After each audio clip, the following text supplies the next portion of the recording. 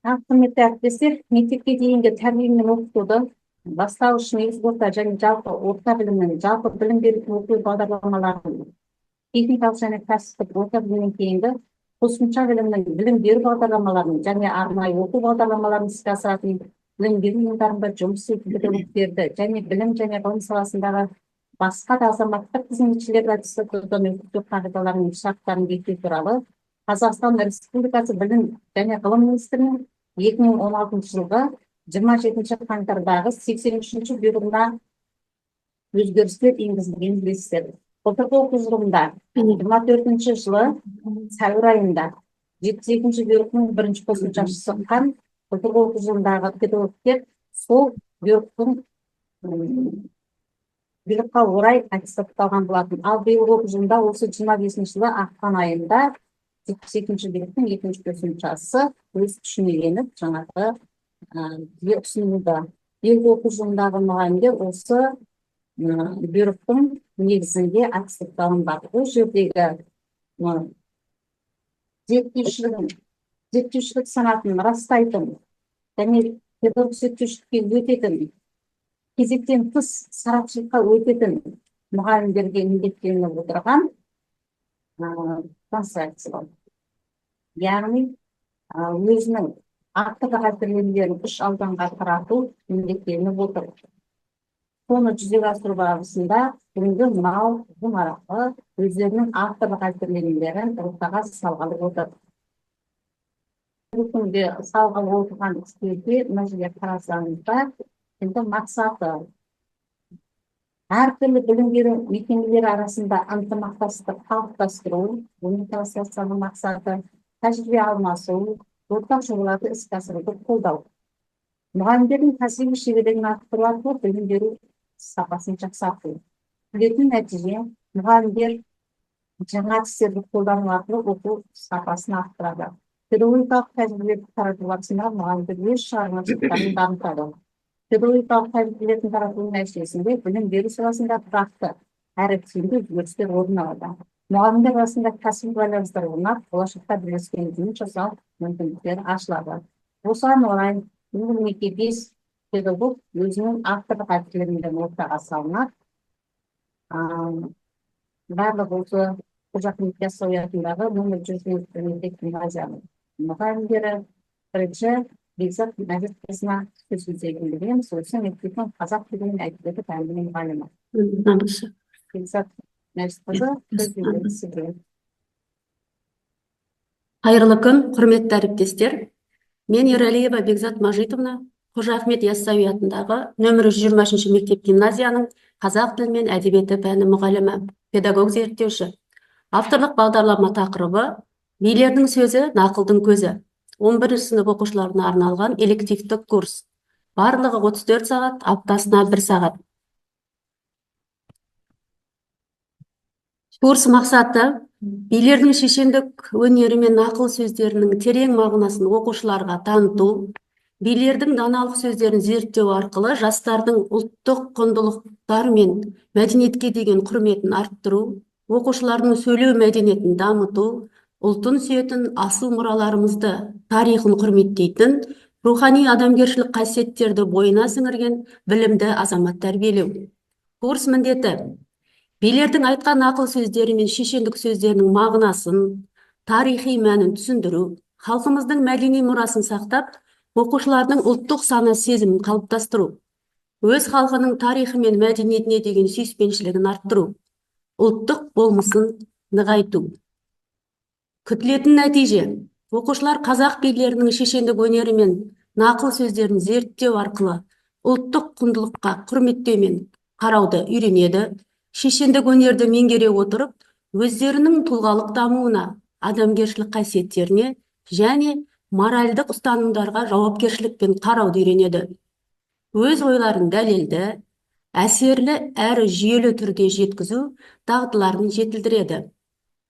Ұлттық шешендік сөздерді заманауи талапқа сай жаңғыртады, өмірде пайдаланады. Бағдарламаның өзектілігі: тәуелсіз еліміздің өркениетті мемлекеттермен терезесін теңестіретін азаматтарды тәрбиелеу, Бағдарламаны оқыту барысында нәтижеге жеткізері анық. Шешендік сөздерді оқыта отырып, ойларын еркінде шебер жеткізуге, ұлттық мұраларды құрметтеу сезімдерін арттыру, ұлтжандылыққа тәрбиелеу курстың негізгі мәселесі болып келеді.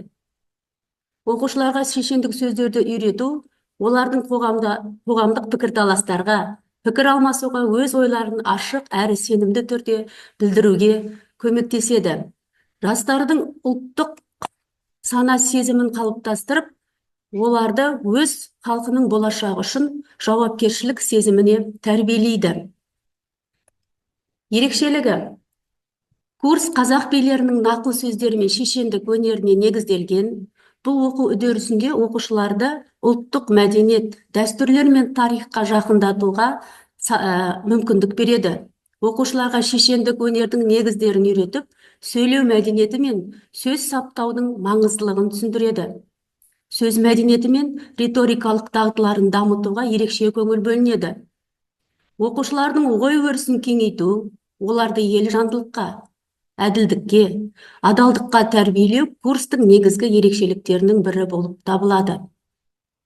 Ғылыми әдістемелік деңгейі: курс қазақ шешендік өнері мен билердің нақыл сөздерін жүйелі түрде зерттеп, олардың тарихи, мәдени және әдеби мәнін тереңінен қарастырады. Әдістемелік құралдар мен жаттығулар оқушылардың шығармашылық қабілеттерін арттыруға, логикалық ойлануын дамытуға және сөйлеу мәдениетін қалыптастыруға бағытталған. Бұл әдістер оқушылардың дербес ойлауын, ұжымда жұмыс істеу қабілетін және шешендік дағдыларын жетілдіреді. Курс барысында заманауи педагогикалық әдіс-тәсілдер мен ақпараттық технологиялар қолданылады. Оқушыларға шешендік өнерді оқытуда мультимедиалық материалдар, бейне мазмұндар, электронды кітаптар мен платформалары пайдаланылады. Бұл оқыту сапасын арттырып, білімді жан-жақты меңгеруге ықпал етеді. Билердің сөзі нақылдың көзі элективті курсының ғылыми әдістемелік деңгейі, ғылыми негіздері құрылып, оқушылардың ұлттық құндылықтар мен шешендік өнерді тереңінен меңгеруге бағытталған жүйелі және заманауи әдістемелік тәсілдерді қамтиды. Тұрақтылау мазмұны: кіріспе қазақ халқының асыл сөзі туралы түсінік беріледі. Кіріспеге 1 сағат берілген. Одан кейін 3 бөлімге бөлінеді. Бірінші бөлімде билер сөзі нақылдың көзі. Бұл бөлімде Майқы бидің, Асан қайғының, Жиренше шешен, Қарашаштың шешендік сөздері мен тәлімдік нақыл сөздері қарастырылады. 9 сағат. Келесі екінші бөлімде халық қалаған сөз шеберлері бөлімінде Әсет би, Байдалы би, Жетес би, Шоған би шешендік сөздері қарастырылып, шығармашылық жұмыспен бекітіледі. 11 сағат. Үшінші бөлім 90 ауыз сөздің тобықтай түйіні. Бұл бөлімде Әйгел би, Қадырғали би, Ескелді би, Балпық би, Бала би, Ноғайбай би шешендердің сөздері қарастырылып, шығармашылық жұмыспен пысықталады. 14 сағат. Әртүрлі әдіс-тәсілдер қолданылады бұл сабақтарда. Ақпараттық әдістемелік бөлім: билердің сөзі нақылдың көзі бағдарламасы 11 сынып оқушыларына арналған. Бағдарламадағы тақырыптар 34 сағатқа жасалынды. Күнтізбе бағдарламасы аптасына 1 сағат. Бағдарлама базалық білім беру деңгейіне негізделіп жасалынды. Еліміздің рухани жаңғыру бағдарламасының бір компоненті ұлттық сөз өнерін дәріптеу. Бағдарлама шешендік сөздерге арналған сағат саны бағдарламаға сай тақырыпты қамтуға, практикалық жұмыстарға арналған. Практикалық жұмыста ауызша, жазбаша орындау, өздік шығармашылық жұмыстары мен меңгерген тақырыптарға талдау жасап, ойын қорыту мақсатында ой толғау жасау, зерттеу жұмыстарын жасау қарастырылған. Қазақтың басқалардан айырмашылығы: біріншіден, оқушының қазақ ұлттық шешендік сөздерді меңгеруіне, екіншіден, салт дәстүрді алған теориялық білімін тереңдетуге, үшіншіден практикалық жұмыспен пысықтай отырып, зерттеу жұмыстарын жасауына мол мүмкіндік береді. Бұл сабақта оқушының тақырып бойынша алған білімі еселеніп, білім деңгейі тереңдеп, көнеден қалған жәдігерлерге, рухани байлығымызға ден қызығушылығы артады. Назарларыңызға рахмет. Айтатын ұсыныстарыңыз бен пікірлеріңіз болса, комментарийға жазсаңыздар болады. Рахмет көп.